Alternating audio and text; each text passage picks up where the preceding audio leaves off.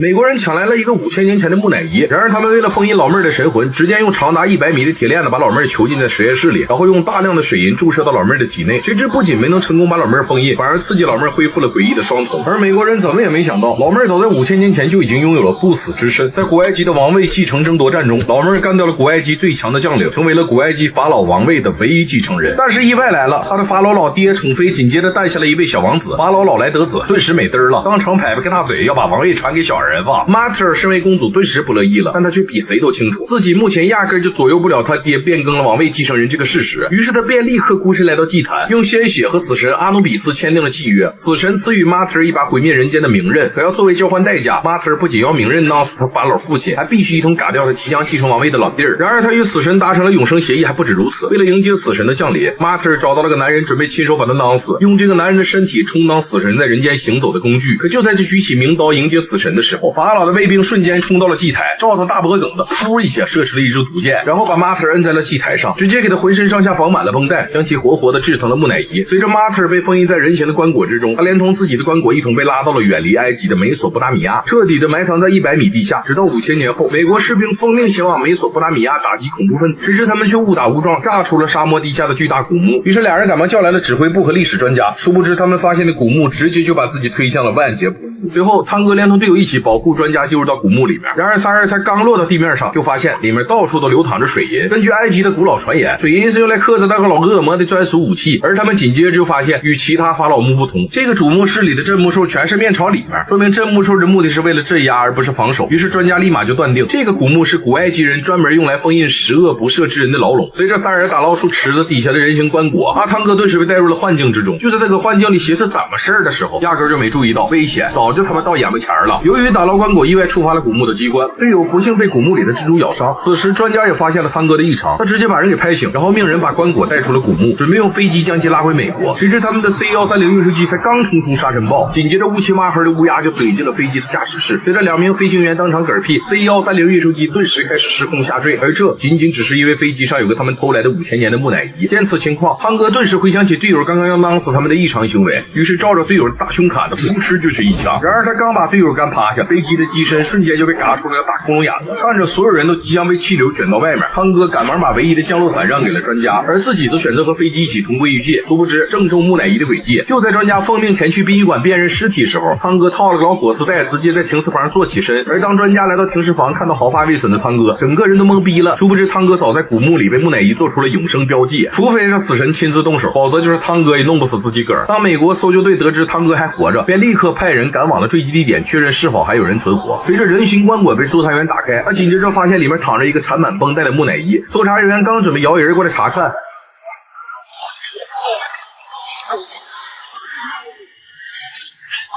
等到木乃伊吞噬了所有搜查员的生命，整个人顿时恢复了70%战斗力。而此时汤哥和专家一起来到坠机现场寻找真相，然而俩人才刚跨过警戒线一步，就直接被藏在教堂里的 Mater 给捕捉到了。随着汤哥再次进入到沙漠里的幻想，等他回过神的时候，发现自己已经和专家走散。 Mater 则趁机命骷髅大军直接把汤哥掳到了祭坛上，而自己呢，他咣的一下跳到汤哥的上方，检查汤哥是否有资格充当死神降临的容器。等他确认汤哥就是他选中的男人之后， Mater 噗呲一炮的怼开了旁边的卡诺匹斯罐，取出藏在里面的名刀。可就在高举名刀准备弄死阿汤的时候， Mater 忽然发现名刀上的红宝石没影了。然而红宝石是迎接死神降临的重中之重。就在 Mater 寻思这他妈咋办时候，专家闯进了祭坛，打断了老妹儿的做法。阿汤则是瞬间扑哧一脚怼开了摁着他手脚的骷髅头，然后抄起祭坛上的名刀，噗一下给 Mater 走了个透心凉踢飞扬。 Mater 顿时就气急眼了，阿汤则带着专家跑到了教堂外面，俩人本打算飙着一辆妹妹车迅速往外撩，谁知半道却被 Mater 连人带车怼到了山坡底下。阿汤赶忙起身去拦截 Mater， 结果却被对方一炮的给干天上了。眼瞅着专家即将被 Mater 弄死的时候，一群神秘人士突然出现了，他们手持毛骨枪，照着 Mater biu biu biu 射出了水银枪。等到 Mater 彻底丧失了行动力，他们立刻派人救出了被困在车里的专家。黄手手持麻醉枪，照着汤哥 biu 就是一枪。等到汤哥醒来之后，这才发现自己被神秘人士带到了一个实验室，而他面前正是被神秘人五花大绑的 Mater。然而他们为了研究 Mater 的不死之身，便用长达100米的铁链把老妹儿囚禁在实验室，然后根据古埃及利用水银压制恶魔的做法，把大量的水银注射到老妹儿的体内，谁知不仅没能成功把老妹儿封印，反而刺激老妹儿恢复了诡异的双瞳。看着实验台上痛苦万分的 Martha， 汤哥刚准备拦下实验室的恶行，然而实验室的老板 Dawson 就紧接着跟他解释道：“你体内藏有死神阿努比斯的灵魂，只要 Martha 把带有红宝石的明刃捅进你的身体内，死神就会通过你的躯体降临人间。”而汤哥怎么也没想到，就算 Martha 没有闹死自己迎接死神， Dawson 也会轻松把明刀捅进他的身体里，然后通过他的尸体活捉死神，最后再把死神给彻底消灭。得知这个情况之后，汤哥顿时他妈气急啊，照着道森咣咣两炮子，准备彻底终结道森这个疯狂的实验计划。殊不知死神的道森早已被恶灵附体，压根不是正常人。就在汤哥和道森打作一团的时候， Martha 偷偷从小水道招出一只小蜘蛛，然后控制小蜘蛛缓入的爬进控制室，随着小蜘蛛顺着工作人员的耳朵爬进脑瓜篮里，工作人员瞬间就沦为了 Martha 的工具人，而 Martha 则操控着工作人员关掉了水银注射器，然后控制工具人抡圆了斧子，噗一下毁掉了实验室里的电闸，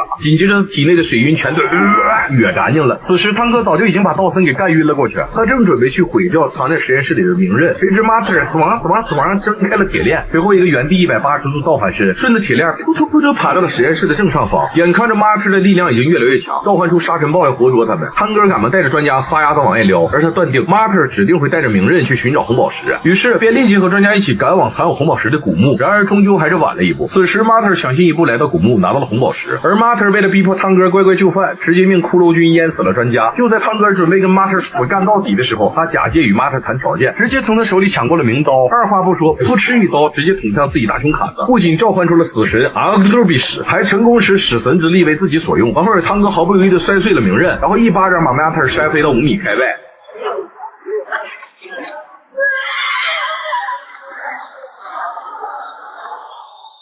随着 Martha 彻底嗝屁，汤哥用死神之力复活了专家。王后尔，他则与复活的队友一起前往沙漠探寻新的秘密。